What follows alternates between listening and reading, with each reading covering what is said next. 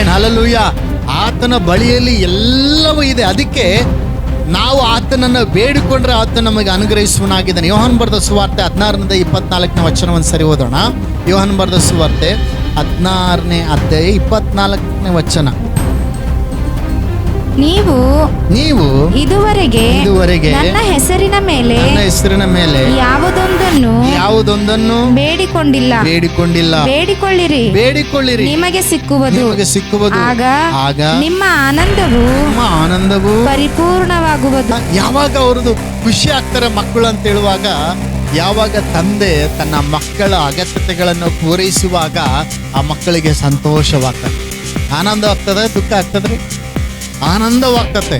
ಹಂಗೆ ತಂದೆಯು ಕೂಡ, ತಂದೆಗೆ ಯಾವಾಗ ಆನಂದ ಅಂತಂದ್ರೆ ತನ್ನ ಮಕ್ಕಳು ಬಯಸಿದ್ದನ್ನು ಆತನು ಕೊಡುವುದರಲ್ಲಿ ಆತನು ಸಂತೋಷವುಳ್ಳವನಾಗಿದ್ದಾನೆ. ಮಾತ್ರವಲ್ಲ, ನಮಗೂ ಕೂಡ ಸಂತೋಷ, ನಮ್ಮ ಆನಂದ ಪರಿಪೂರ್ಣವಾಗುವಂಥದ್ದಾಗಿದೆ. ಹಾಗಾದ್ರೆ ಯಾವಾಗ ಈ ಆನಂದ ಪರಿಪೂರ್ಣವಾಗ್ತದಂತಂದ್ರೆ ನಾವು ತಂದೆಯ ಬಳಿಯಲ್ಲಿ ಬೇಡಿಕೊಳ್ಳುವಾಗ.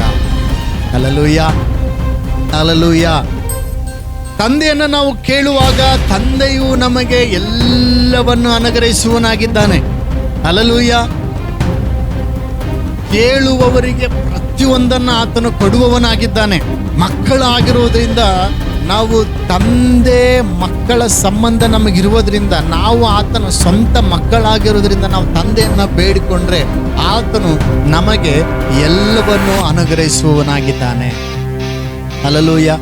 ಹಾಗಾದ್ರೆ ದೇವರ ಚಿತ್ತ ಏನು ಅಂತಂದ್ರೆ ನಾವು ಸಮೃದ್ಧಿ ಉಳ್ಳವರಾಗಿರ್ಬೇಕು, ನಾವು ಸಂತೋಷ ಪಡ್ಬೇಕು, ನಾವು ಆನಂದ ಪಡ್ಬೇಕೆನ್ನುವುದು ತಂದೆಯ ಚಿತ್ತವಾಗಿದೆ.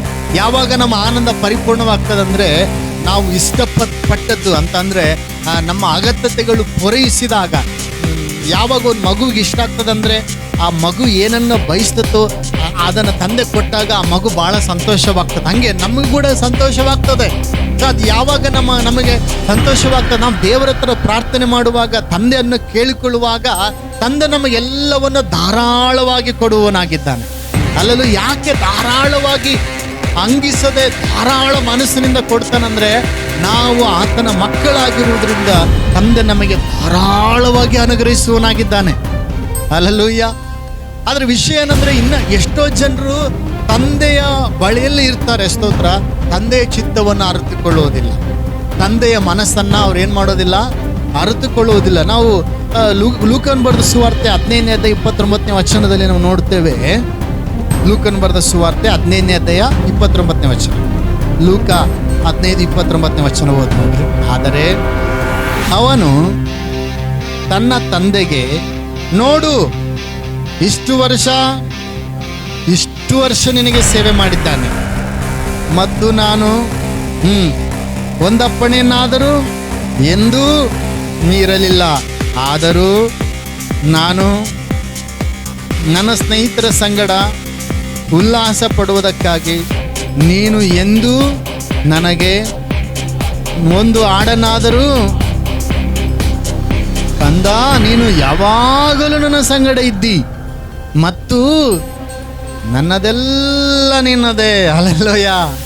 ತಂದೆಯ ಉತ್ತರ ಏನಪ್ಪ ಅಂತಂದ್ರೆ, ಕಂದ, ನೀನು ಯಾವಾಗಲೂ ನನ್ನ ಸಂಗಡ ಇದ್ದಿ. ಹಲ್ಲೆಲೂಯ. ಯಾವಾಗಲೂ ನನ್ನ ಸಂಗಡ ಇದ್ದಿ ಮತ್ತು ನನ್ನದೆಲ್ಲ ನಿನ್ನದೇ. Hallelujah, hallelujah. ತಂದೆಯ ಬಳಿಯಲ್ಲಿ ಇದ್ದರೂ ಕೂಡ ತಂದೆಯ ಮನಸ್ಸನ್ನ ಅರ್ಥ ಮಾಡಿಕೊಳ್ಳದೆ ಹೋದನು ಹಿರಿಯ ಮಗನು. ಎಲ್ಲಿದ್ನವನು? ಯಾವಾಗಲೂ ಎಲ್ಲಿದ್ನಂತ್ರಿ?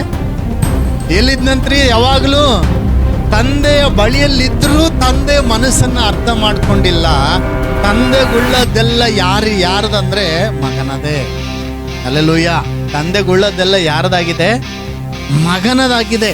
ನೋಡ್ರಿ, ತಂದೆ ಈತನು ಈ ತಂದೆ ಎಂಥ ತಂದೆ ಅಂದ್ರೆ, ಆಳುಗಳು ಬಂದ್ರೆ ಸುಮ್ಮನೆ ಇವತ್ತು ಹಬ್ಬ ಮಾಡಕ್ಕೆ ಒಂದು ಕುರಿ ಬೇಕು ದಣಿ ಅಂದ್ರೆ ತಗೊಂಡಾಗ ಹೊಡ್ಕೊಂಡು ಹೋಗಂತ ಕೊಡುವಂತ ಧಾರಾಳ ಮನಸ್ಸು ತಂದೆದು.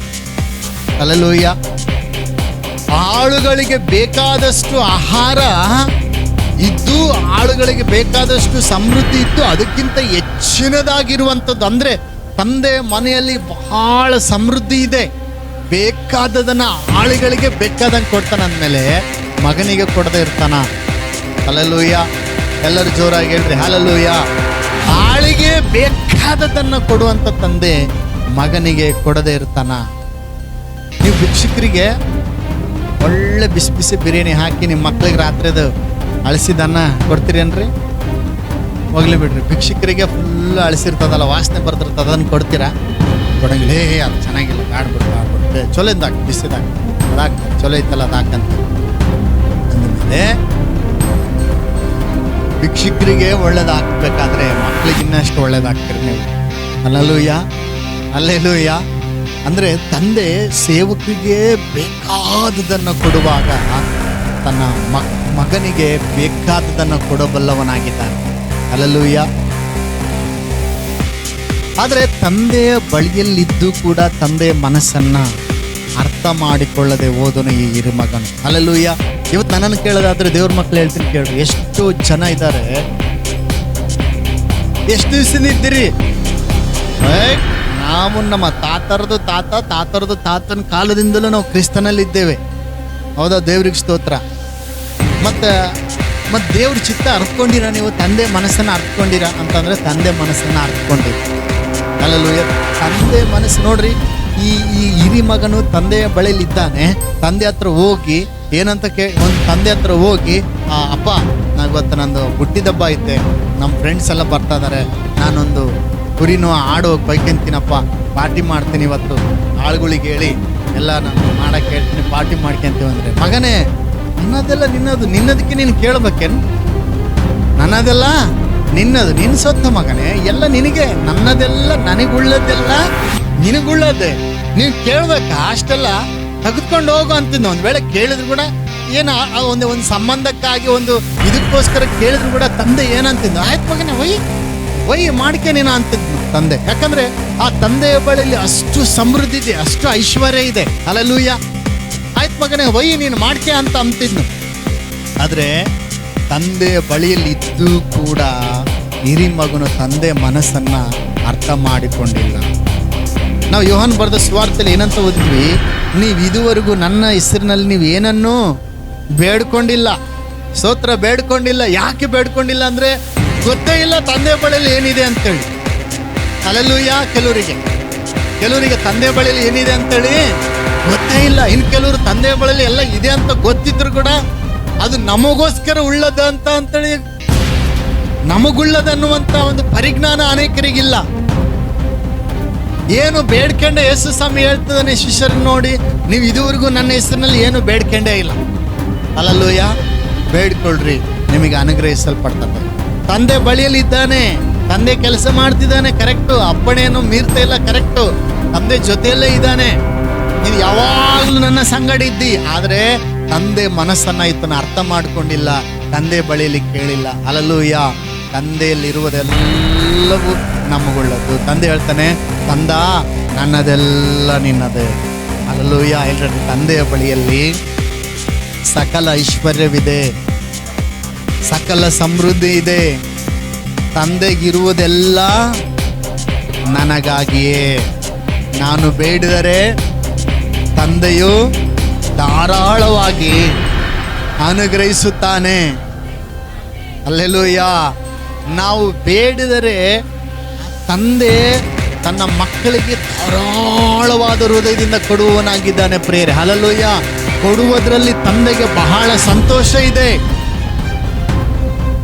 ತಂದೆ ಮಕ್ಕಳಿಗೋಸ್ಕರ ಏನನ್ನು ಇಟ್ಟುಕೊಂಡಿಲ್ಲ. ಅದಕ್ಕೆ ದೇವ್ರ ವಾಕ್ಯದಲ್ಲಿ ನಾವು ನೋಡ್ತೇವೆ, ದೇವರು ಲೋಕದ ಮೇಲೆ ಎಷ್ಟೋ ಪ್ರೀತಿಯನ್ನಿಟ್ಟು ತನ್ನ ಒಬ್ಬನೇ ಮಗನನ್ನು ಕೊಟ್ಟನು. ಹಲ್ಲೆಲೂಯಾ. ಅದಕ್ಕೆ ಪೌಲನು ರೋಮ ಪತ್ರಿಕೆಯಲ್ಲಿ ಬರೆಯುವಾಗ ಈ ರೀತಿ ಬರೀತಾನೆ, ದೇವರು ನಮ್ಮನ್ನು ಪ್ರೀತಿಸಿ ತನ್ನ ಒಬ್ಬನೇ ಮಗನನ್ನು ನಮಗೋಸ್ಕರ ಕೊಟ್ಟ ಮೇಲೆ ಸಮಸ್ತವನ್ನು ದಯಪಾಲಿಸದೆ ಇರುವನೇ.